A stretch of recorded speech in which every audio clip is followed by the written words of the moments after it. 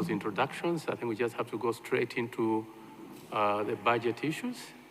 I know you could have a lot more issues to discuss with us, but for today we are interested in the budget issues. So I think we will start. I think it was already a very short introduction. So we will start with where you say 2024-2025 financial year performance and move on from there. So, PS, I start with the introductions from Zimba Central, just so that you are aware. We are live on Parliament TV, just so that you are aware. Not that there is anything, but maybe the behavior changes when you know the public is watching you. So we start from there. Good afternoon, Chair. I'm Henry Shawa from Zimba Central, member of this committee. Thank you, Chair. Good afternoon, Chair. Through you, Chair, my name is Arnold Katanja, Member of Parliament in Chiefs North Constituency. Thank you. Good afternoon indeed. Through Chair, I'm Kamlevo Kalua, Member of Parliament for Rumpist. Through you, Honorable Chairperson, my name is Santiago Samson Piri, representing the people of Mulanje South constituency. Thank you. Chairperson, I'm Ishmael Grant, Mangochi Masongola. Okay. Through you, Chair, I'm Kennedy Kachingwe, MP for Blantyre Luro Southwest. Co-Chair, I'm Finest Magonja, Member of Parliament for Machinga Southeast. Thank you. Chair, I'm Loni Chijere Piri, Member of Parliament for Zumba Chingale. Thank you.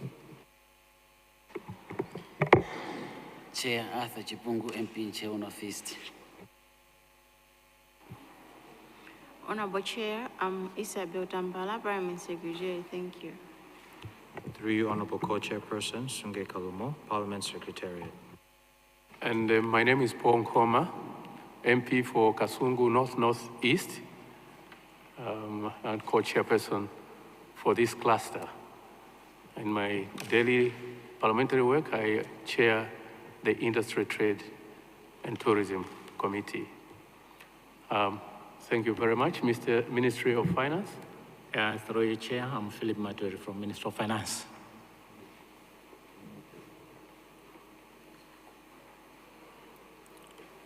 Thank you, Chair. My name is Innocent Boralinga from Ministry of Finance.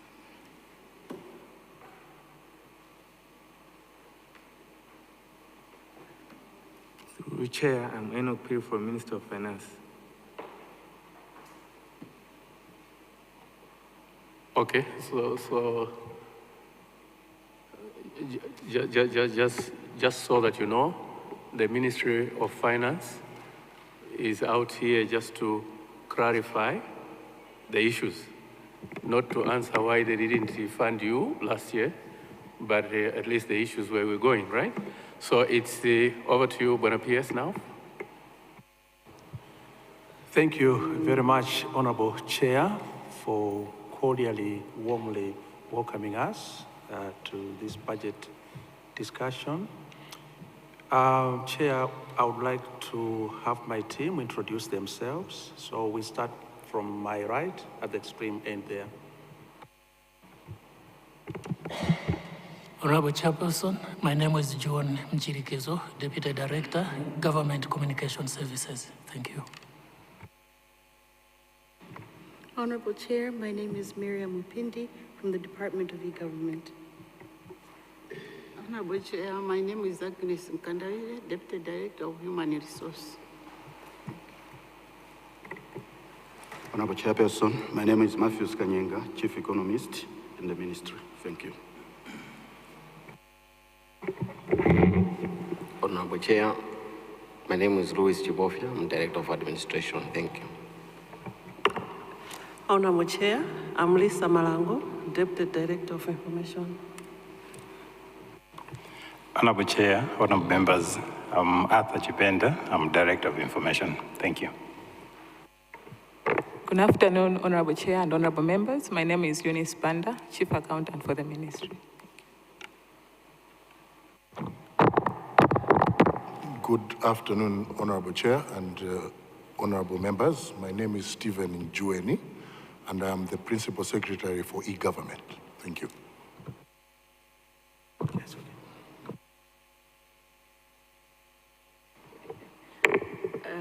Good afternoon, Chair. I'm based in Susa, Deputy Director, Planning. Thank you. Thank you, Honorable Chair. My name is Baldwin Samuel Chiamwaka. I'm Secretary for Information and Digitalization. Thank you. So, all right. So it's over to you. Thank you so much, Chair.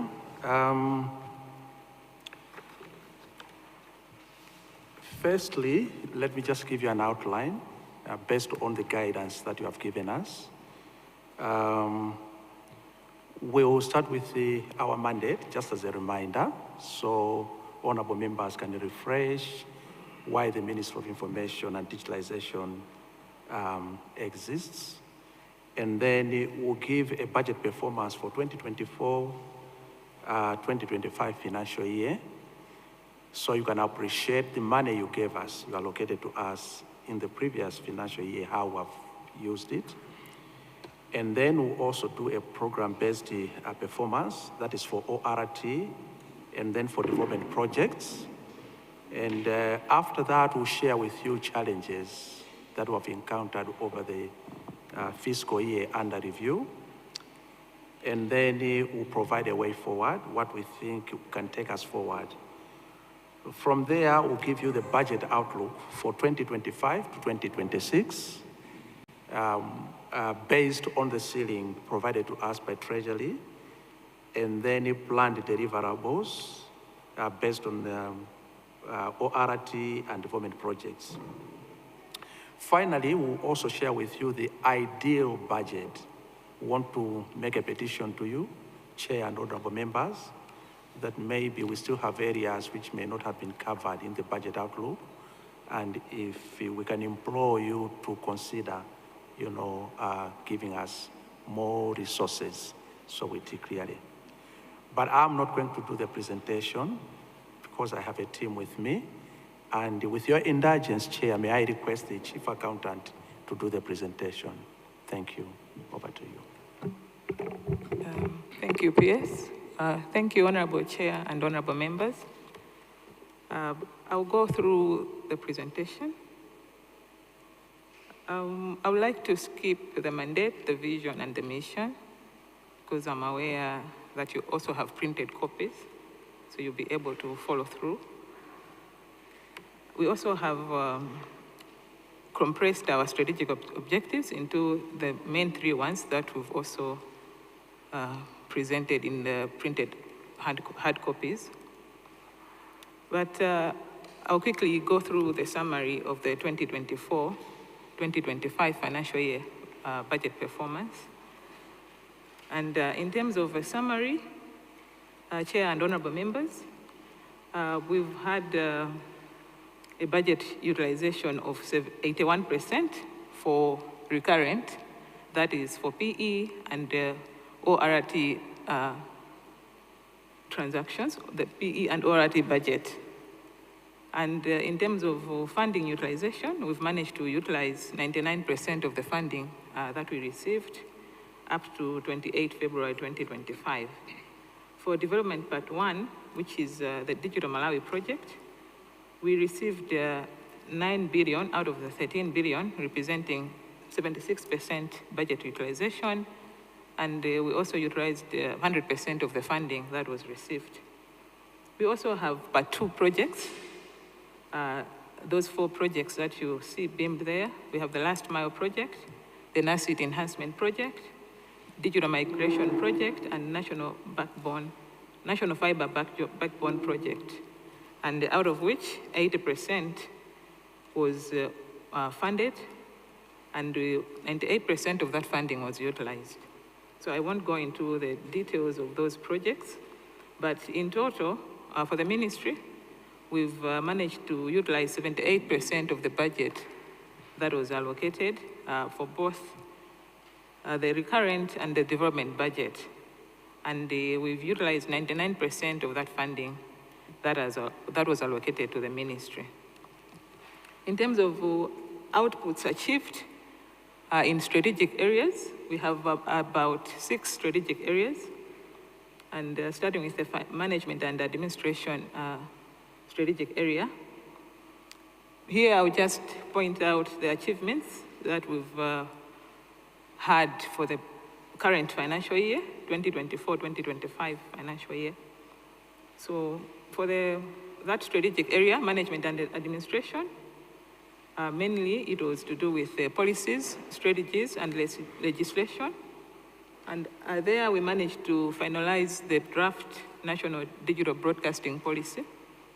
And this was presented to the PSC's committee last year. We also drafted the Cyber Security Bill, Cyber Crimes Bill, and we also amended the Communications Act.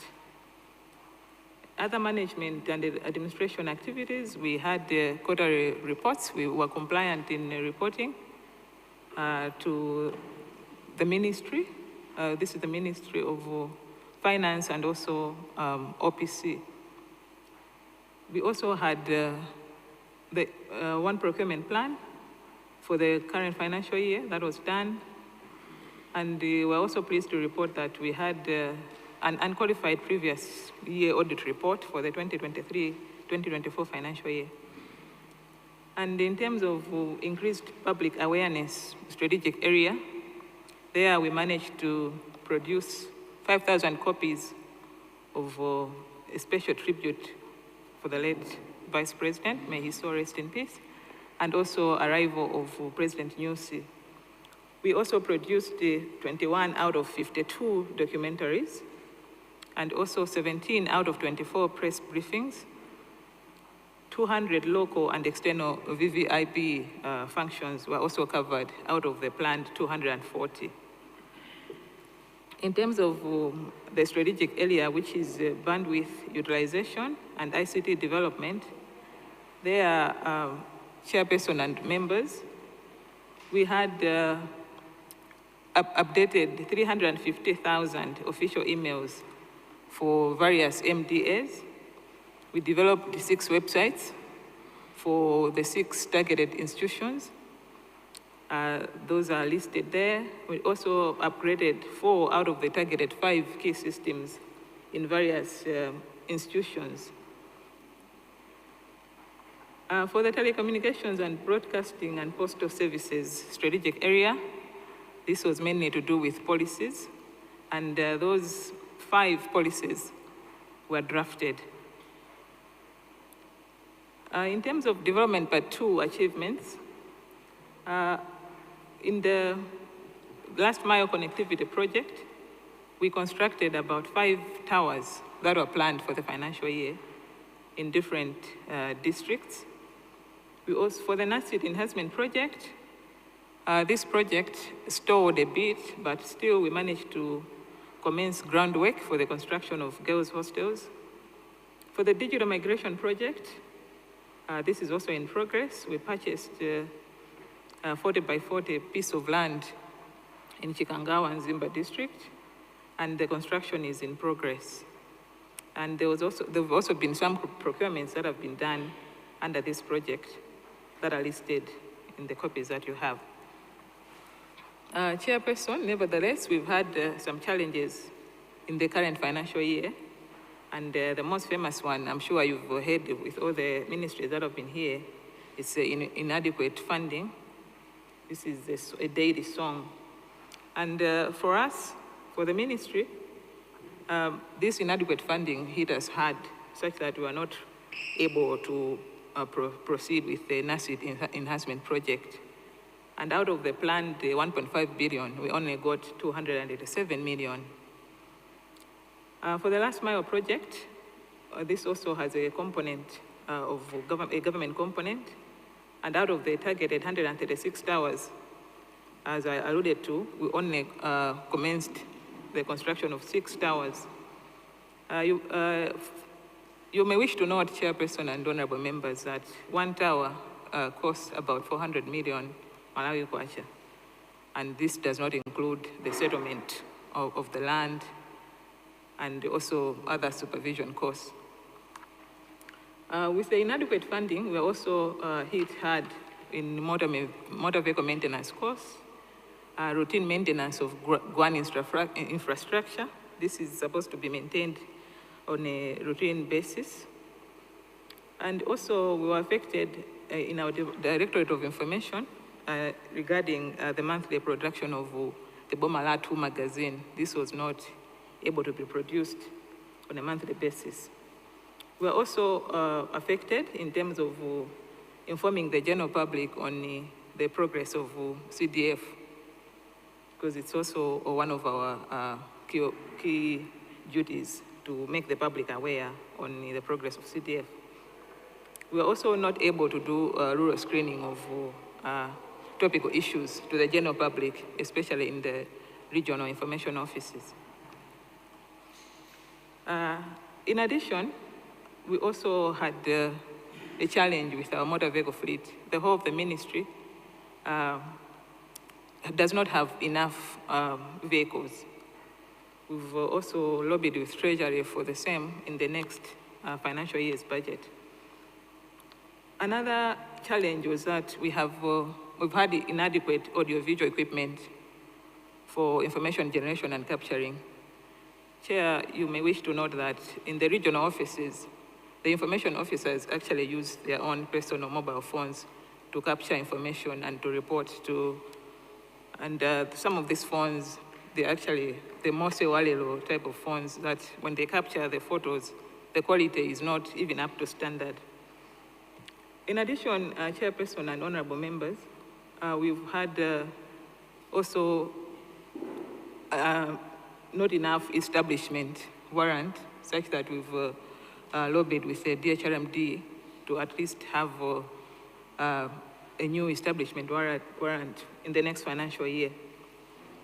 We also have inadequate office space, because the office space that we're occupying for both the ministry and its cost centers, they are in a dilapidated state. The action that we've taken towards these challenges, Honorable Chairperson and honorable members, is that, as alluded to, we've lobbied for more funding from Treasury, and we've also requested DHRMD for authority to recruit other extra officers, of course in accordance with our establishment. And we've also included in the upcoming budget procurement of audiovisual equipment, and also lobbied with the Ministry of Lands for at least consideration of office space. Honorable Chairperson and honorable members, I'll go straight into the budget outlook and estimates for the upcoming financial year, 2025-2026. Just as a matter of overview, we have planned for a total of 7.7 billion for both personal emoluments and other recurring transactions budget. And this gives us a variance of 5.3%. For the development part 1 project, we had 13 billion in the current financial year, but we've been given a ceiling of 15.4 for the next financial year. For the Digital Malawi project, now, for the part 2 projects, that is the last mile rural connectivity project, our ceiling is 3.9 billion. And for the current financial year, we have 1.5 billion. For the NAS City Enhancement Project, we've been given a ceiling of 1 billion vis-a-vis the current budget of 1.5 billion. For the Digital Migration Project, we're maintaining the 1 billion budget for the upcoming financial year. So this gives us a grand total of a total budget of 29.1 billion for the next financial year, in accordance with the budget ceilings provided by Treasury, and a variance of 3% from the previous year to the upcoming financial year. By cost center, those are the figures by cost center. We're looking at headquarters, with a budget provision of 725 million, Directorate of Information, 1.7 billion, and the regional information offices with around 100 million each. E-government, this is a cost center that takes about half of our budget, and it's at, the provision for 2025-2026 is coming to 2.2 billion. And lastly, our newly established cost center, which is Government Communication Services, has been provided for with about 416 billion. So 416 million, sorry.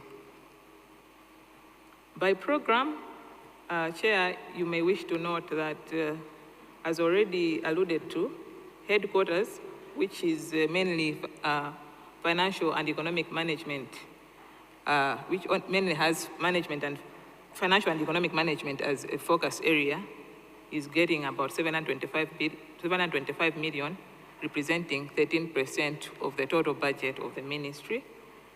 Directorate of Information, with a focus area of citizen engagement and participation, openness and transparency under the Public Information Program, is getting about 2 billion, which represents 37% of our total budget for the ministry. And for Government Communication Services, it's getting 416, representing 7% of the total budget. And e-government is getting 2.2, representing 41% of the total budget for the ministry. And the grand total for the next financial year, in terms of the budget, is coming to 5.4 billion from the 5.5 billion that was provided for in the last financial year. We also have broken down the planned deliverables and targets, and in view of time, Chairperson and honorable members, allow me to skip this and come to the areas that the ministry feels require more resources, as already alluded to by the PS. So the first program that requires additional resources, Honorable Chairperson and honorable members, is Public Information Generation and Management, which sits in the Directorate of Information. You are aware, Honorable Chairperson and members, that we have general elections coming up in this year, this calendar year. And as such, we would want to efficiently and consistently cover all VVIP functions, both locally and internationally. And for that, Chairperson and members, we are looking at an addition of 500 million to ably assist us in achieving this deliverable. So we're looking at 500 million for that program. Still in the Directorate of Information, Public Information Generation and Management, we have, Honorable Chairperson members, you are aware that we have the Bomali Kutinji live streaming meetings. Currently, these do not have sufficient funding, as the funding was coming direct from the Directorate of Information and were not planned for. Therefore, we would like to plan for them in the coming financial year, and we're looking at 672 million additional resources. Still in the Directorate of Information, we have the Access to Information Act, which is needed to be made aware to the general public, and for that we're looking for about 100 million. For the headquarters, which is under the Program of Management and Administration, we are looking at recruiting more staff to reduce the vacancy rate and to also implement the new establishment warrant that will be given by the DHRMD. So we're also looking at 123 million additional resources in order for us to implement the new establishment warrant and also to conduct interviews for the new posts that will be advertised. Still under headquarters, Management and Administration Program, we're looking for 203 million to procure a motor vehicle for the office of the PS. You may wish to note, Honorable Chairperson and Honorable Members, that the last time a vehicle for the PS was procured is over 6 years ago. So the vehicle now is incurring huge maintenance costs with Toyota Malawi, and we feel as a ministry that we need a new vehicle, especially to reduce these huge maintenance costs. For the non-city enhancement project, we are looking at 3 billion additional resources. We've already been allocated 1 billion by Treasury, but we feel this is not enough to construct the hostel, the 180-bed-seater hostel that we are earmarking. For the digital migration project, we're looking to procure and install 13 broadcasting transmitters, and we're also looking for additional resources of 3.6 billion.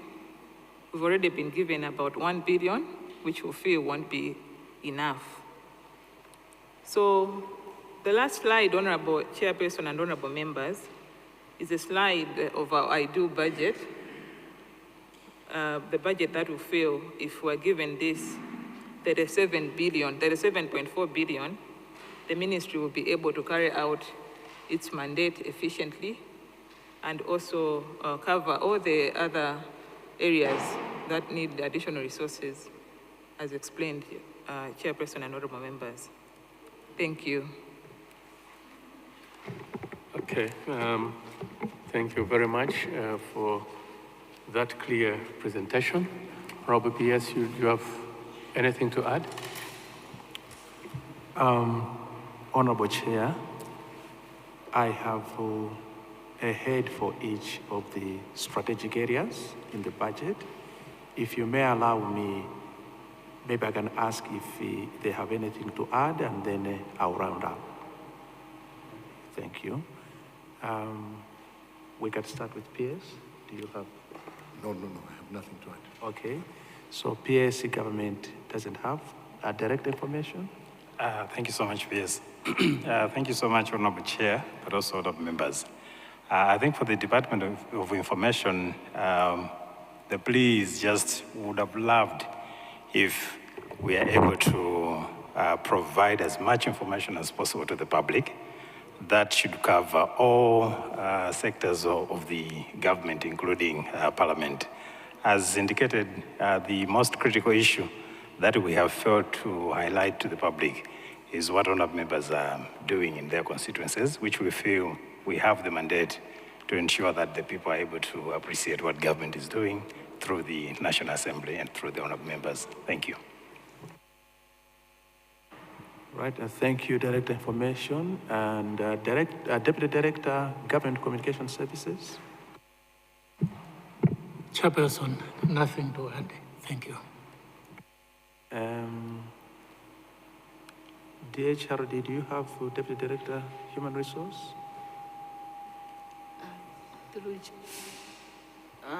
We'll be discussing as we go along. Otherwise, at the meantime, no. Thank you. Thank you. And Director Admin? Anything? No? Okay, fine, thank you.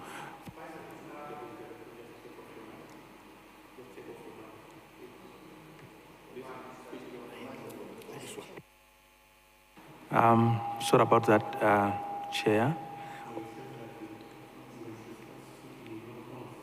Yes. Oh, all right.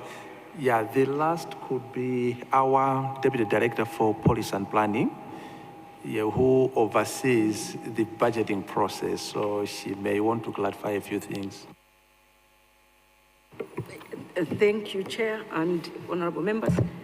Actually, we are waiting to hear from you, but our plea is to look at that additional resources which we are looking for so that we can implement and work efficiently as a Ministry of Information and Digitalization. So that's our plea. Look at the additional resources which we are looking for, and then everything else will work better for us. Thank you. Yeah, so Honorable Chair, the deficit, I mean, in the ideal budget, our request is an additional 8 billion Malawi kwacha. That would make the ministry, operate 8 billion. Yes, that's the additional. And maybe Honorable Chair, Honorable Members, to mention that it's very important now we've begun to talk within government, but would also want members of Parliament, Honorable Members, who represent Malawians in Parliament to realize that now we live in a time where communication should be at the center of business government and at the center of development. 80% of what happens in every organization, 80% of what we do in government, 80% about development is about communication. It's a very, very important budget for your consideration. I humbly submit, Honorable Chair. Thank you very much. Thank you very much, PS, and your team. You have put forward a good case. It's clear, but also it seems like the Treasury favors you quite a lot. You're one of the ones that have been funded very well, actually, from the way it is looking like. So maybe you have a big chance to be funded better again this year. At least that 81% of what you received, you have been able to utilize. There's 81% of the funding, you have been able to utilize it. There are some who, even after processing all those things, they haven't reached even 20%. So I think your performance is slightly okay in terms of the numbers that you received. Honorable members, this is the Minister of Information. Yes, Rumbi East. Thank you, Chair. Before I go to page 9, 10, even 14, I would like, first of all, to commend the presentation, and indeed, if we can at least lobby our colleagues for additional funds, I'll be one of them that will work very hard to have them funded, because the PS is an able somebody. If you look at their documents and the previous ones, I think this is exceptional. Previously, we were having problems with this ministry. So, what's the issue? I'm asking, Okay. I'll be asking questions. All right. We used to have problems with this ministry in the past, but now I have seen that at least they have done one of the best, I think. So if I may start with page 14, the construction of 108 beds hostel at Blantyre campus, increased student enrollment and revenue generation. Who are these students? Is it information officers or just the students? I just wanted that clarity. Then on page 12, Honorable Member, Chairman, it is they are talking of pay journalist hostel charges and fuel, 272 million kwacha. Pay journalists, hostel charges, and fuel. These journalists, fuel, hostel charges, I want clarity there of 272 million. What is it for? Where from and where to? This is really troubling me, Chair, that I wanted to know that part of it. Page 6, this is quite interesting on page 6, paragraph 1, slide 11. They are talking of national postal policy, government information communication policy, cyber security policy, cyber security strategy, national broadband strategy. How do they harmonize this with the Malawi MACRA? Because MACRA had the same this morning, and they are also putting resources. So my question is, do you coordinate with MACRA so that you come up with a program that is for the country, a program that does not duplicate, because it was the same with MACRA, cyber security, data protection. Now I'm having again the same thing, and MACRA is under them. So I don't know if they are coordinating these things, or maybe it's just a duplicate of what MACRA is doing. I just wanted clarity there, because we can't just be funding. MACRA is saying we are self-sufficient. We don't need any funding. After all, we have done this. But them, they're asking for additional funding so that they can facilitate this. So I wanted to know, how do they coordinate? Or do you coordinate, or maybe Aliesa Pitazake, Boratika Kumane Kumamba? This is what I just wanted to find out, Chair. Let me stop there so that others also can come in. Thank you once again. Good afternoon. And so, Buena PS, I think the key point is saying the budget really has two sides, the revenue side and the expenditure side. And when you're talking of NACIT, that your failure to implement the NACIT project is making you lose the revenue. And nowhere in this presentation have you spoken about the revenue that you make as a ministry. So I think the first point where you're raising the revenue issue is that the hostels at NACIT. Okay, so I think one of the key points that he would like to learn is what are the other sources of revenue other than the college. And if you have lost that revenue, how much is that revenue? And when you're looking at the additional budget, whether that source of revenue, if we had it, we would have gotten something from there. Honorable members, so far that's the only question we have. Would you take that question? Okay, Machinga Southeast. Co-chair, mine will not be really questions, but it will be some sort of like seeking for clarity.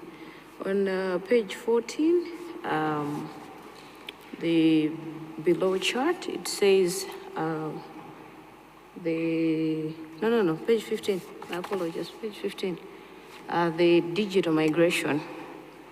Co-chair, the digital migration project was initially set to run from July 2015 to June 2020, and it was later extended to 2024.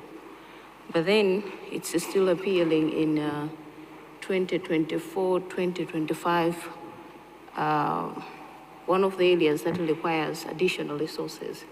And we're talking about somewhere around 640 million. Why the failure to meet the timeline that this project was set for? And why is it that we are still talking about this huge amount of money, about 6,640 million, and when will this project be completed? At the same time, I wanted to seek clarity on the issue to do with the rehabilitation project that they set out to rehabilitate in the 2024-2025 budget. It seems like, Chair, the targeted rehabilitations projects were 6, but we are phasing out 2024 to 2025. None of the project has been has fully been rehabilitated, and I wanted to know why is there no progress on the rehabilitations project that were targeted in the 2024-2025 budget, financial year budget? And it could be the same issue about the inadequate resources. It seems like that's the first challenge that you're facing as a ministry. Those were my questions, Chair. Thank you. So PS, as you are answering the question about this project, this Part 1 project, just reconcile your figures. Just tell us which is the correct figure. On page 4,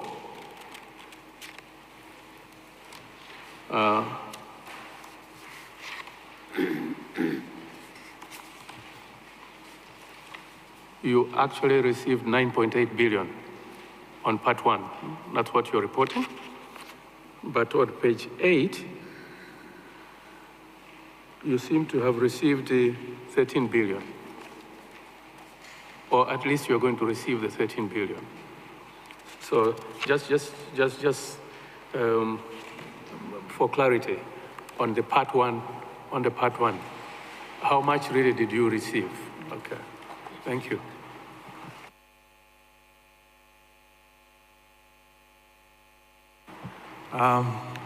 Thank you so much, Honorable Chair. Those are legitimate questions, and we are obliged to respond to them accordingly. May I, first of all, request PS, e-government, to respond to questions relevant to his department, and then we'll proceed. Just a moment. Thank you, Honorable Chair and honorable members. I think the first question from Honorable member was on who are these students in NACIT. So NACIT is short for National College of ICT. It is a section under e-government where we train. It's a national college, so we have students from everywhere. Initially, it was meant for civil servants, but now we have grown. We have campuses in Blantyre and Lilongwe. We are about to open one in Zuzu as well. So I thought that would clarify the first question. Does the college make? Ballpark figures, I wouldn't say, but we remit quarterly to Treasury. I would have the figures. I don't have them on my fingertips. Maybe my colleagues will have them. Maybe Miriam, do you think you can attempt that one? The figures. Thank you, PS. I don't have the tentative figures of the revenue that we generate, but I do have the figures for the expected revenue from when the hostel is completed. So the expected revenue from the 108-bed hostel, once completed, is approximately 124,794,000 per annum. That would be the additional revenue that the institution would generate from this one hostel. Thank you, Chair. Thank you, Chair. I hope it's clear. I would want to attempt a question about the last connectivity mile, the last mile connectivity that was raised by honorable member. I think it wasn't really a question. She was just asking for clarification. And honorable member, I think you are very, very right.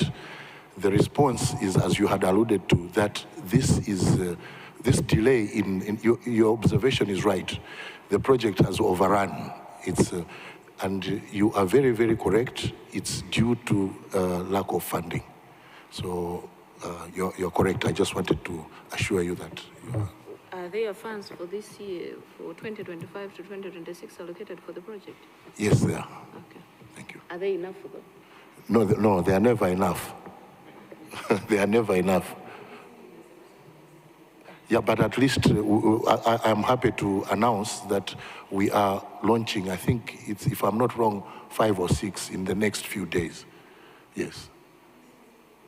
Thank you very much, Honorable. Thank you, Chair.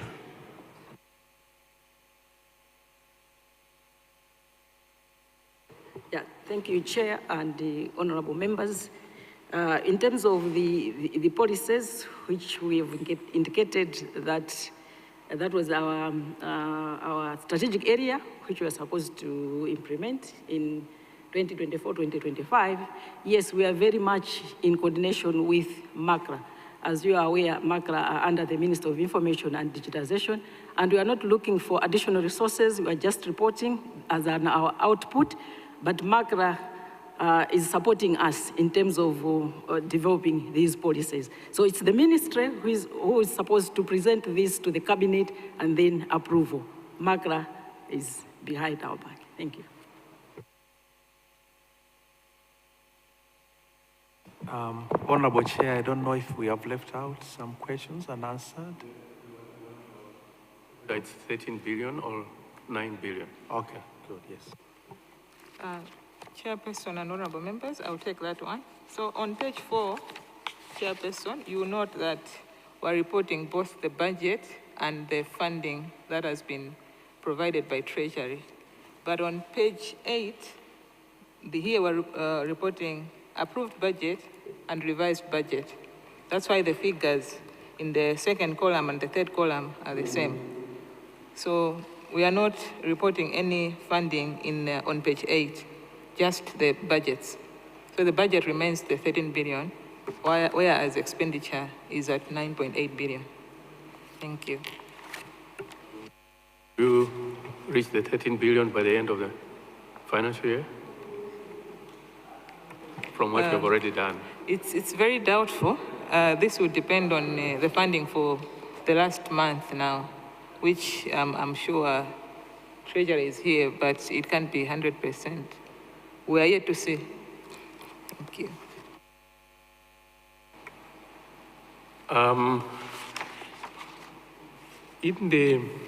In your document, this document for performance on 2024, there was an indicator that is very useful to us, as it's an indicator that has a lot of value for Malawi 2063.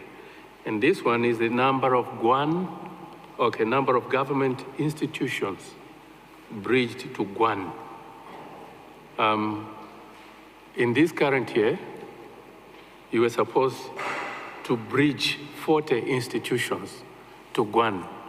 And in terms of what you have done, it's a dash, not a zero, and not whatever. What is going on about the Guan? Secondly, I will ask a question of public interest. The Ministry of Finance says it's going to buy MTL this year in the statement.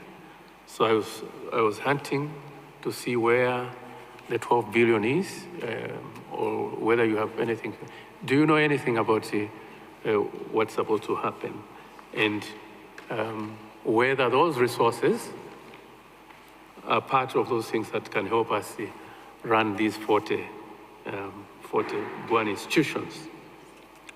There are plenty of indicators that you're supposed to report on in the budget, according to the document that you prepared. And when you look at what's happening in the sector, there is very little that seems to be happening that is right. The things, unless this report was not prepared by you, this document, but there are plenty of reports that indicators that you're supposed to report on an annual basis. Okay. Why don't we have any information regarding what's in there? This is for you, madam.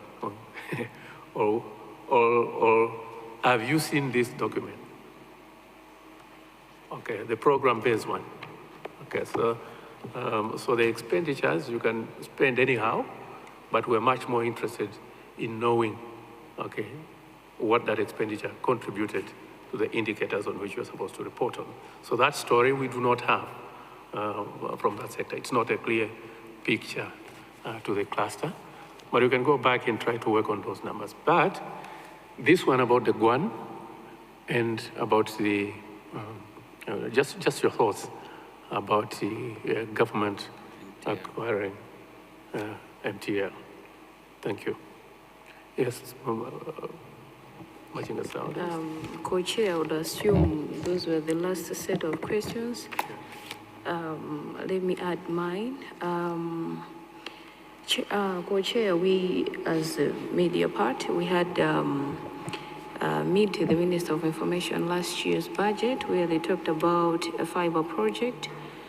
Looking at the 2025-2026 financial year, it seems like there is no allocation for the project. Should I assume that the project was completed? And on the same, co-chair, the mid-year allocations for the 2024-2025 budget, the part of NASIT enhancement project, on the mid-year, it was reduced by 80.86%. Despite the funds being allocated for the project. Why was that? Were there some other equally important projects that the money was allocated to? And considering the importance of the project, are we supposed to assume that this project will be completed on the 2025-2026 financial year? Thank you. Okay, so it's important for you to pick it up from what experience you had yourselves, because one of the key decisions that Treasury was using to find where to cut was that MDAs, most MDAs, were saying, okay, we're going to do construction here, for example, and then they don't have designs, they don't have plans, they don't have anything. Like, and in your case, you were only prepared to do a foundation. So I think our question is, are you really ready? Are you really ready this time around to utilize what is allocated to you? Because last year, the experience with the committee is that halfway in the financial year, by December, very little had been done. Okay, so percent, yeah. So basically, it's a question looking at your planning capacity and whether you can utilize funds on time and to the budget. I think that's the worry she has. Thank you very much.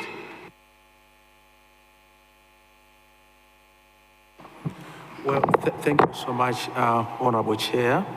Before I come in, would you like to start with the NASIT one, Miriam? Yeah, please. Thank you, PS. Thank you, Chair. I'd just like to clarify for the NASIT issue. It's not a case of planning capacity. We have the capacity. But the challenge has been the technical capacity of the Department of Buildings. And this has affected not just our project, but this is across all infrastructure projects in government. We've all faced the same challenges.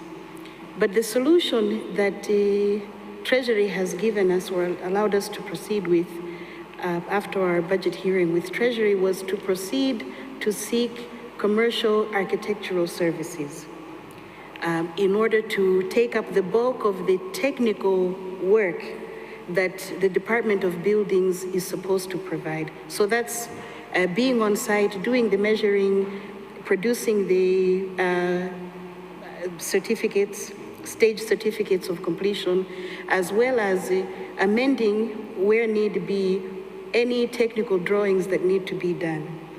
In our case, just to remind the committee, for the technical architectural drawings for the hostel, it took us 3 years to get those documents completed from Department of Buildings. As we speak now, the completion of other technical documents, for instance, the review of the price schedules, we've now been waiting for over 13 months. So in view of that, Treasury went, yes, for just that document alone, that review alone, because as you are aware, the awarding of this contract took place just over 2 years ago. There has been hyperinflation since, and the review of price schedules is necessary. But it's now been over 12, as I said, over 12 months since those submissions were made to DOB by the contractors, and DOB is still drafting the reviews. There are other documents as well, but in view of time, I think I've given the proper picture. So since Treasury has said we can proceed to acquire commercial architectural services, we are proceeding with the processes to acquire. And once that is done, then we are sure that a private architectural firm won't have such delays in the production of those technical aspects. Thank you, Chair. Okay, so just a supplementary. The question is, okay, are you ready? Very much so. Okay, so for the procurement of the private services, how long will it take? How far are you from it? Have you done your part? Yes, we have already spoken to the Department of Buildings. They had an internal discussion and also agreed that we can go ahead, and we're now to write them to request the sample documentation for our procurement to begin to build the necessary documentations to float a tender. Thank you, sir. I was going to have a last question too. How would it take you 13 months to wait for a response from the building department? In other words, we allocate money here, we approve money here, and then you just sit on that money, and then we come back and blame Treasury for cutting just our money. In your internal capacities, how do you wait for 13 months and then 13 months is a whole financial year gone? Yes, room peace, and then. Chair, I think the explanation there, it is showing the process,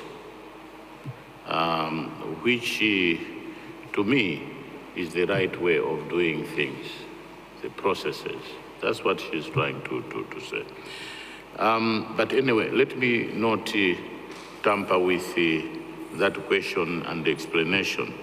But if you go to page 11 of this presentation, it's very interesting, the last paragraph, which is slide 22.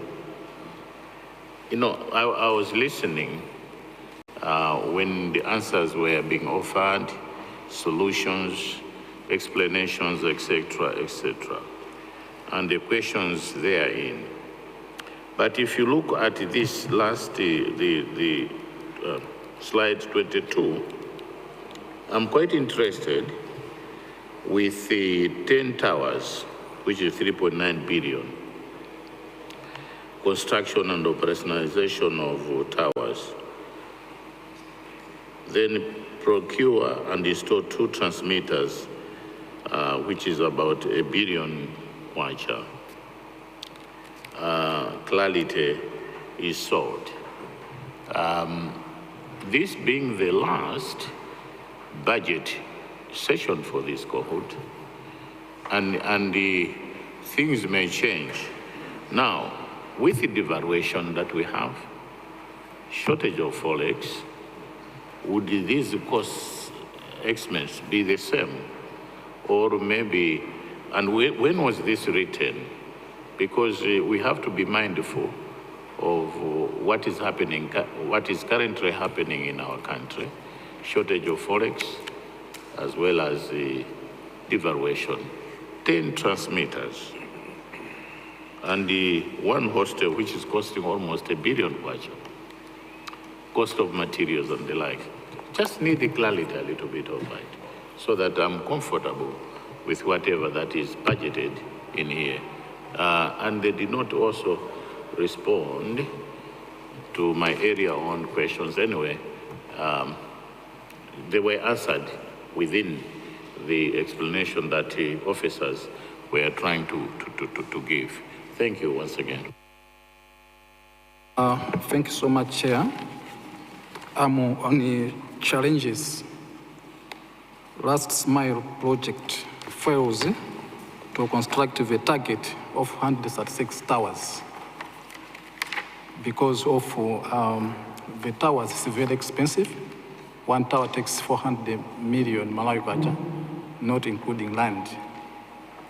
So we can say you have failed to reach the target just because the tower is very expensive or because of inadequate funding. I just want to know.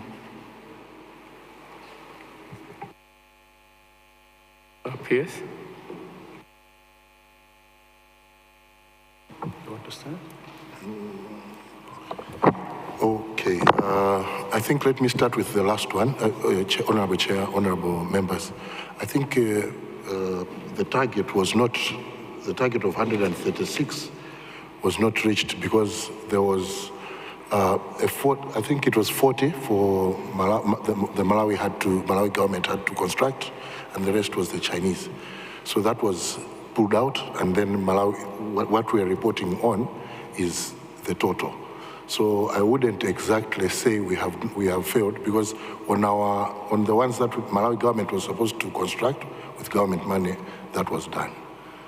So I thought I should start with that. Maybe a supplementary response. If you remember, initially, this was supposed to be a loan from Exim Bank. All right, so the 136 was based on that loan. Then eventually, the loan was not secured, but government couldn't cancel this project, knowing it is a very, very important project. So what we are reporting on here are the resources we made available. And if you look at it, analyze, you find there's been progress. Sometimes you even wonder how we've managed to put up some towers using local resources, but that's what we need to do. So the reporting, the project was 136 with the resources, external resources. The external resources did not come, so we have to complete it from the government coffers, the purse. Honorable. Yeah, sure, thank you. Yes, okay. Chair.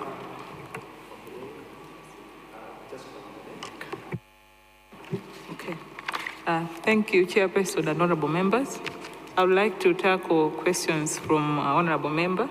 I think the first one that we had left out from the very first set of questions was on the hostels, the journalist charges, and the fuel charges.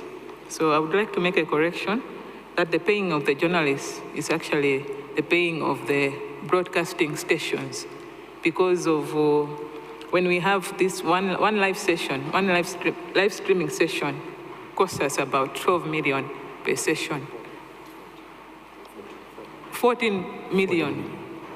I acknowledge that it has been as you were given. Yes. Yeah. All right, thank you. And secondly, just to confirm that yes, indeed, the budget took into account of devaluation and the inflation and everything, because on an annual basis, we're given these guidelines by the Minister of Finance.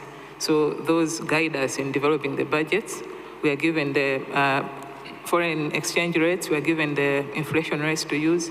So that's what we follow when we are developing the budgets. Thank you.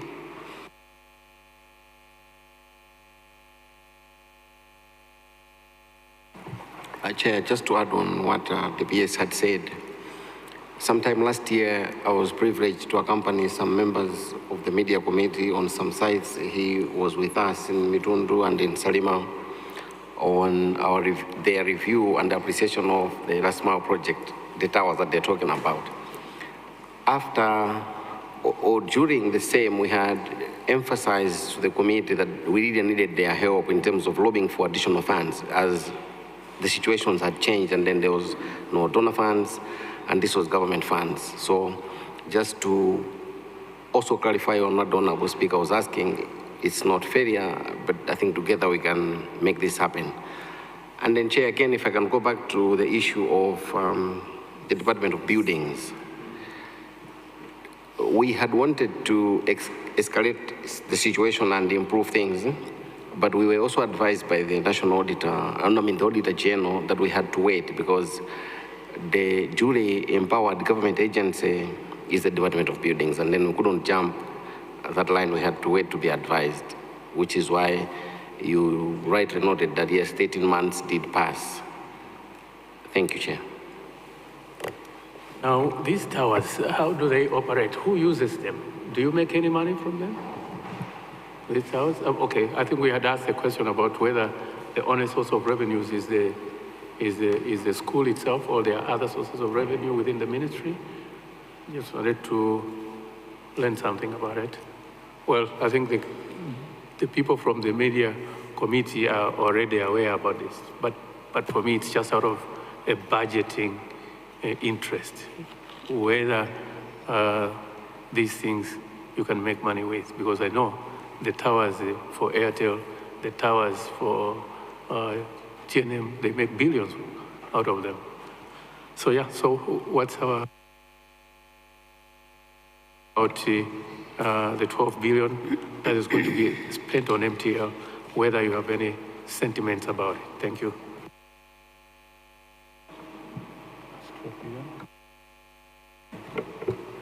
Honorable Chair, when we got a nod from Cabinet that government should take back 80% of MTL shareholding, we agreed with Minister of Finance that they will look into the financing issues, while the Minister will look into the consolidation of those 4 entities to come up with maybe an amalgamation, one entity, an SPV or whatsoever, or a state-owned enterprise. So that's what the Minister is doing, looking at analyzing all these entities and then come up with a recommendation of how we want to move as one entity for government.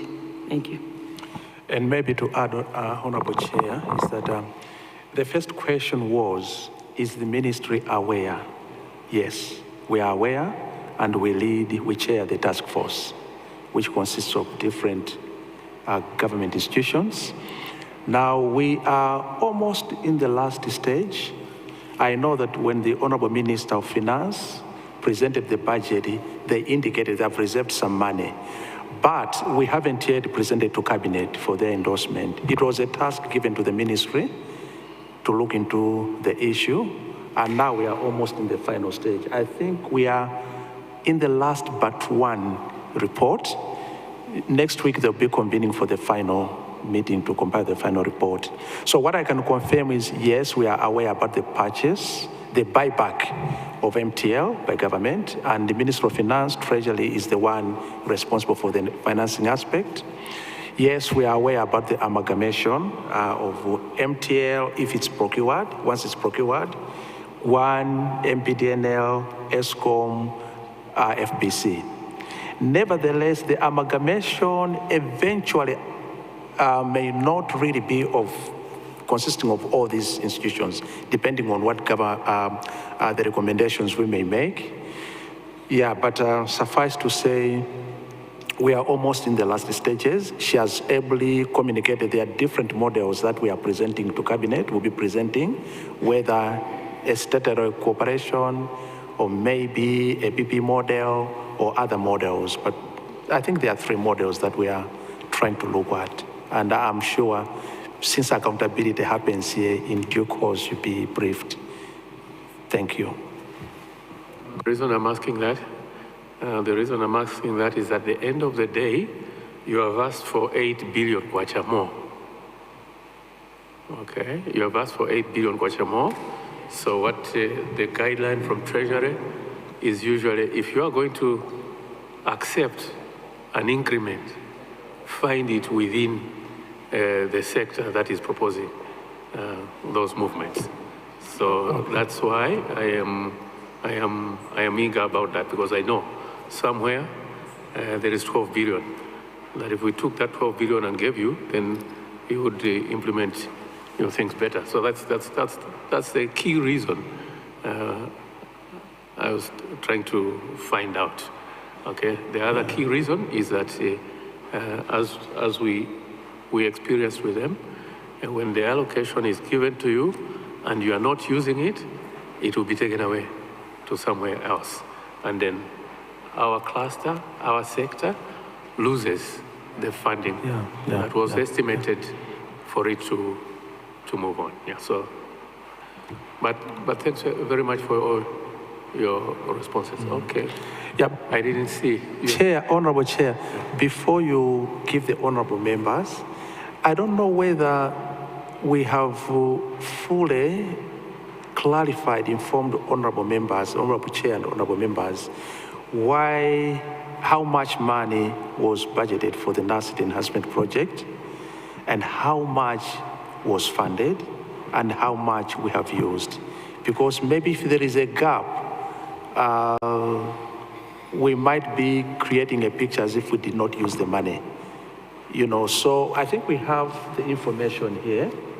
Where was it? What was the funding for last year for the NACID? Huh?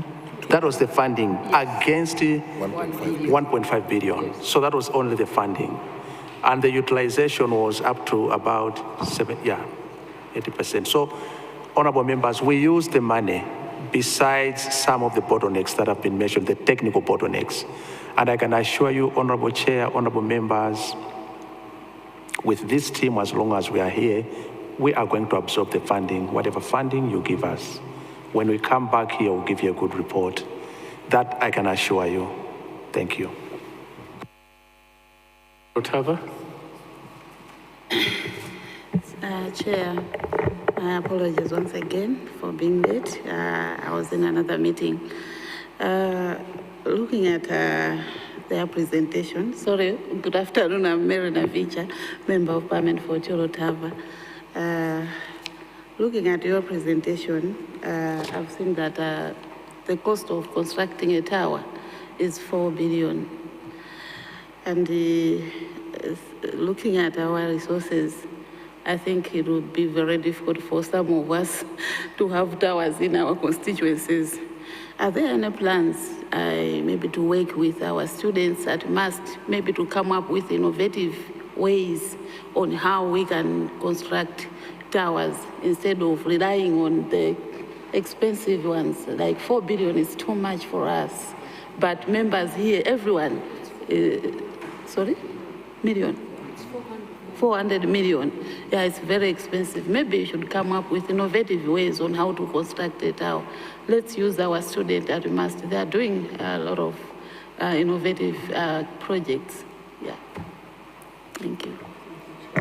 Chair, mine wouldn't be... All right, so this is the last round of questions? Yes, actually, mine will just be a yes or no response. Are they planning on the 2025-2026 financial year on procuring these vehicles and the funds that enables them to do their work properly, or it's just a challenge that you've just represented us to know that this is a challenge that you're facing within the ministry? Thank you.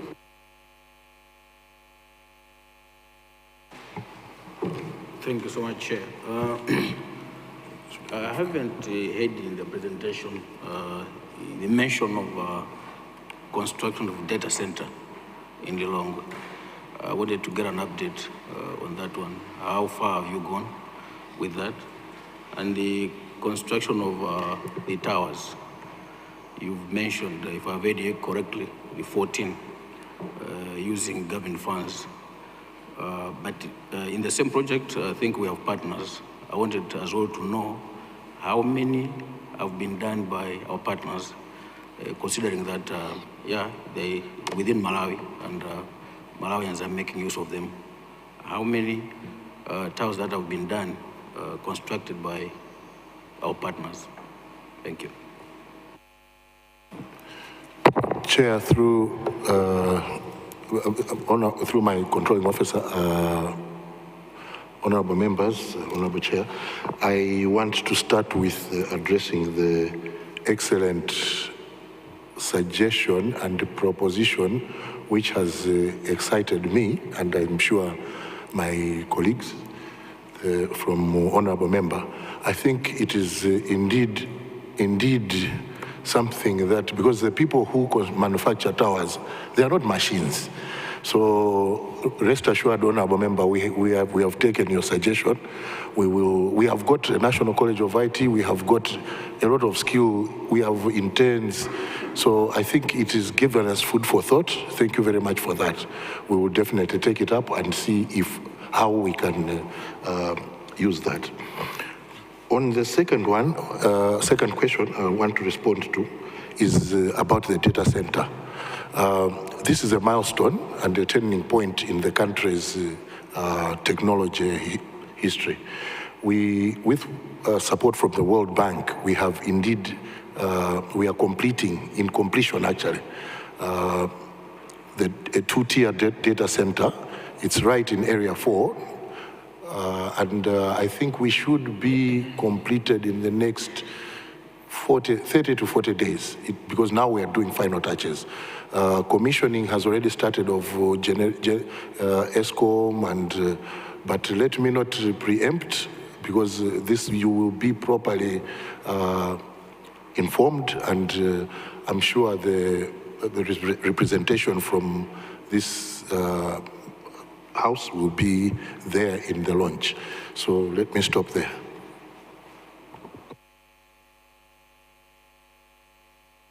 Okay, so there is a last question about the towers. The towers, how many done by partners? Oh, no. The towers have been constructed by local money. And I think for now, if I'm not wrong, we have constructed, the figure we are mentioning here is what has been constructed with local money. And it is 400 million, not 4 million. For the cost. That I've taken note of, but then I was asked the support from other players in the sector. I'm not only looking at the government, but other players like TNM, there is Airtel, and so many other partners, stakeholders. I'm sure they would want to call themselves partners, but they are business people. So much as they would say they are partners, their interests are not the same as ours. They would want to be associated with the project, with the construction, but it's only because they want to increase their catchment area. So I think that's the support level. Other than that, I would like to say that there is support of other than the normal support that they would benefit from it. And Honorable Chair, Honorable Member, maybe just to add, this is also one of the reasons that when you ask for a tower, for example, in an area where the so-called partners who are business entities may find it not viable business-wise in terms of commercial interests. So you put up a tower in an area where there is demand. People really have to be connected, but the private companies may not see it as a really business viability for them. So it also does frustrate, the enhancement and the increase of putting towers in other areas. So the partnership is based on profit versus social demand or public demand. Yeah, sure. Okay, so any last comments? Oh, we have one more question. And then I think as you respond to that question, as you respond to the last question that is coming, just do your closing remarks as well. Thank you so much, Honorable Chairperson. Bwana PS, given a chance, which key areas you will need to be given priority for funding from the government and why?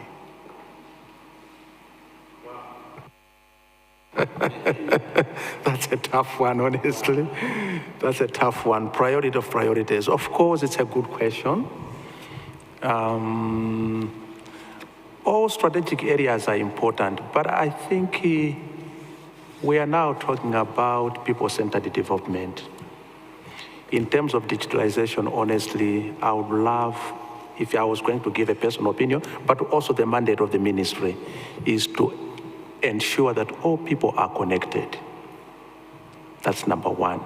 If we can have people, even in the remotest parts of Malawi, connected, that would be very beautiful. Secondly, if we can have all government services on one palm, the bus enterprise, facility, where people don't have to move from Chitipa, Karonga, Mbalachanda, Ugeza Mjowe uko, verifying the borders to seek services in Mzuzu or Mzimba. They can just access a usable smartphone and access all the services of government. That would be great. If we can have interactive programs, for example, Bomali Kutinji, where genuine government business is actually shared with the public and the public react. For example, the last one that we had, questions were read literally from Facebook, from social media by the public. You respond to them. That interaction between government or the supply side of development and the demand side where people interact, I think that would be the best. So connectivity, engagement with the public, these are the priorities that we do really want to have. Thank you. I hope I've passed the interview.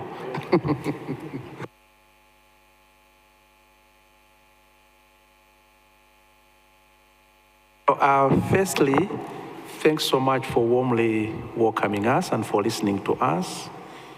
And I don't know whether this would be an offense, but hearing from the honorable members, Honorable Kalua appraising us really encourages us to continue to do good work.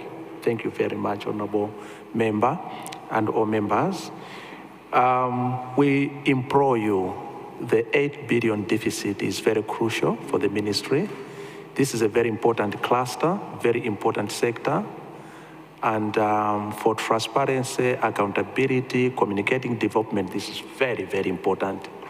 So we really want to make this our petition to you, Honorable Chair and Honorable members, for consideration, to lobby for us. And we assure you that any money that is provided to us is going to be absorbed. This is a very hard-working team. We also have some members of staff back at the ministry. And you remember, Minister of Information is all over the country with the district information officers, which are now so deficient in terms of equipment and resources.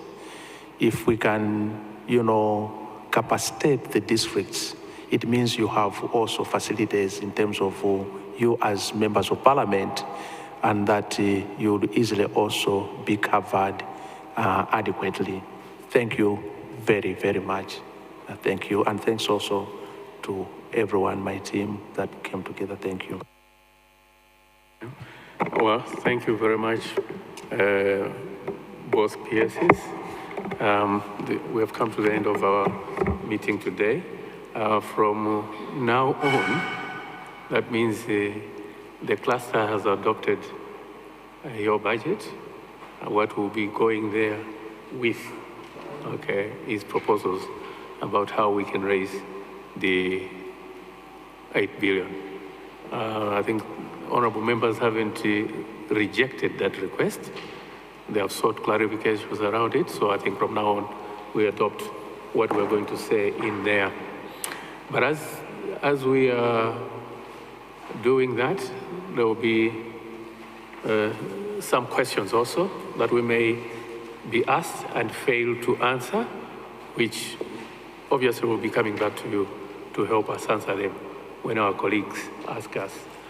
For example, what I want you to look at as you go is to look back at the document, and then pick the key indicators, okay? So one of the key indicators we are talking of here is, for example, number of government websites managed. There is a very big outcry out there that the government websites, most of them are actually outdated. So when you go back, look back, when you go back and see when they're telling us, asking us, why should we give them 8 billion kwacha more, 8 billion kwacha more, we should be able to say you will have better running websites by government. You have lands by district councils, for example. Last year you planned nothing for them. I'm happy you are planning something for district councils, but you're only planning for 4 councils out of 35, 36. Okay, look around.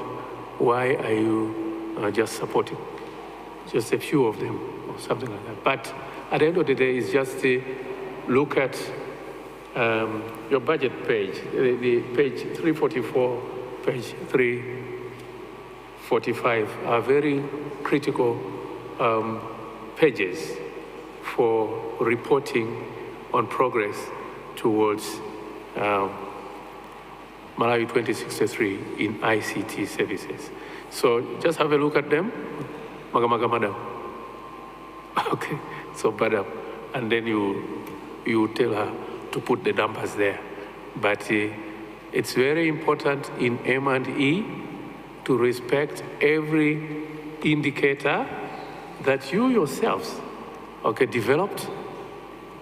And when you're looking for money around, all the money you're trying to tell us you want is driving towards the indicators which you yourselves developed and said these are important for us in order for us to have a thriving information, media, and ICT sector.